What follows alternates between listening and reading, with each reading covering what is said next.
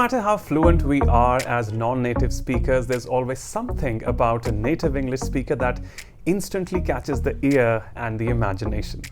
It's that wonderful sense of ease and naturalness that pervades their language, and we wonder what's different. Well, what's different is that the natives tend to utilize lingual devices like idioms, phrasal verbs, and fixed expressions far more than we non-natives do. So to that end, I've devised a mock conversation rich with such native devices and expressions. Let's go to that right away. You will have subtitles to guide you regarding the meaning of each and every expression, apart from a detailed transcript, the download link to which you will find in the description box. Now, this may be a bit of a play and pause and play work for you, but I hope you'll enjoy learning a whole lot of native expressions within a relatively short span of time. Let's begin.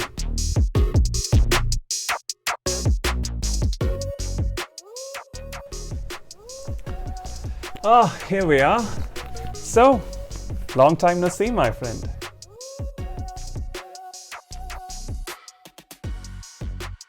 No kidding. The last time we shared a table was at the graduation ceremony.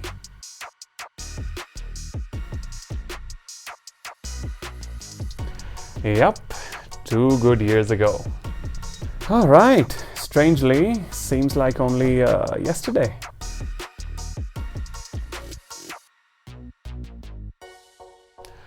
True, time has a way of slipping by, doesn't it?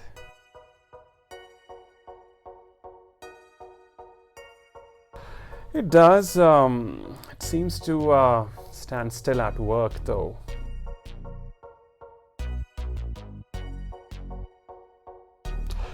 Does it now? Things are not going well at work, I presume? Oh, well, you know, sometimes I just feel like I'm spinning my wheels, caught up in a dead-end job, headed for a cul-de-sac.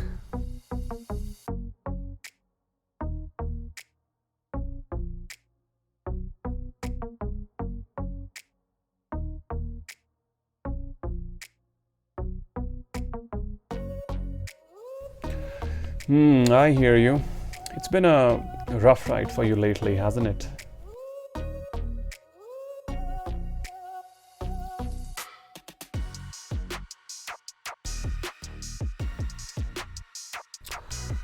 Tell me about it. I've been breaking my back, burning the midnight oil, but it seems the top brass couldn't care less.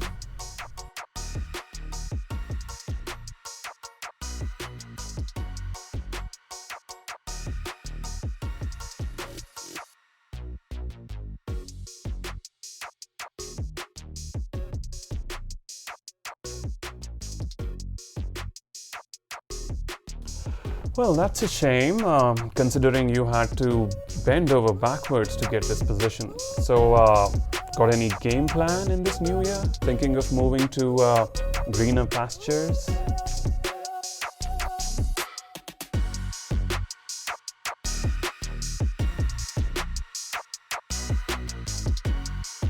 Oh well, haven't thrown in the towel just yet. I still have a few good ideas to pitch in. Ones I really believe in. Hope they strike a chord with the management.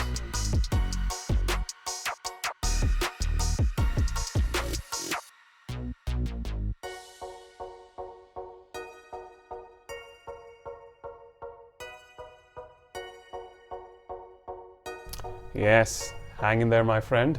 They sure will.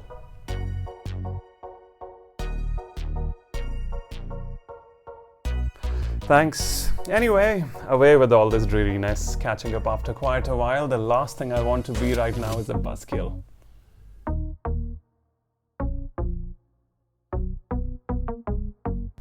Oh, come on. Granted, you've been down in the dumps lately, but you're far from being a buzzkill.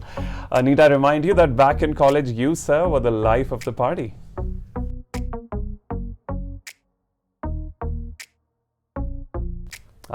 Classic Mohit, always the good Samaritan.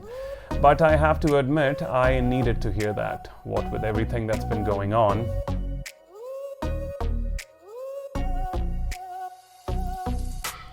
Well, I wouldn't be much of a friend if I only stuck around during the thick and not the thin, would I now?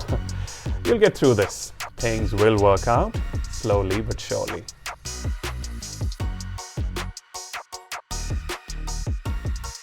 Here, here. So what say we kick off this rendezvous over a nice hot cuppa?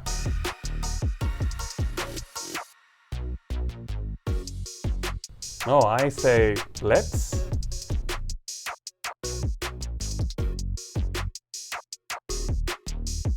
Alright, so that was my rendezvous with, well, me. So I'm not sure if you were keeping account, but in this little tete-a-tete, a total of 39 idioms, phrasal verbs and fixed expressions were used, all put together. Now, like I said at the beginning, that native speakers do tend to utilize a lot more of these than do the non-natives, but conversations aren't always so idiomatic and literary.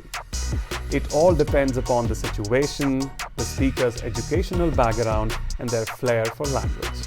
But if you're looking to add that native, natural, knowledgeable, and well-read appeal to your language, these lingual devices sure go a long way.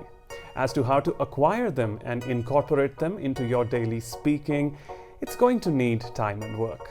I'd suggest a decent to heavy dose of watching English programming, such as television series and movies, and how easy has technology made that for us today.